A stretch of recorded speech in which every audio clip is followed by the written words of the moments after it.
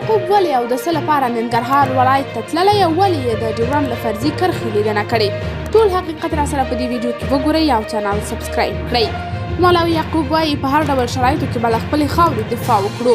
د ملي دفاع سرپرست وزیر مولوي محمد یعقوب تېره ورځ ختیځ ته د خپل سفر په ترڅ کې د ډیورنډ له فرضي کرښې څخه د لیدنې پر مهال ویلي چې د اوسني امنیت د ټینګښت په برخه کې د افغان ځواکونو هڅې د ستایلو دي او دوی باید په هر ډول شرایطو کې له خپلې خاورې دفاع وکړي. نوموړي د اچین، غنیخیل، نازیانو، مهمندرې، لالپورې او ګوشتې ولسوالیو کې د ډیورنډ له فرضي کرښې د لیدنې ترڅنګ ختیځ کې د 201 خالد بن ولید قلو اردو له یو شمېر چارواکو سره هم کتلي او دغه راز یې امنیتي ځواکونو غوښتي چې له خلکو سره باید له نرم چلند څخه کار واخیستل شي. په ورته مهال بیا د 201 خالد بن ولید قلو اردو ویان مولوي وحید الله محمدي ویلي چې مولوي یعقوب هلته له یو شمېر قومي مشرانو سره هم لیدلي او هغوی ته یې د امنیت ډاډ ورکړی دی.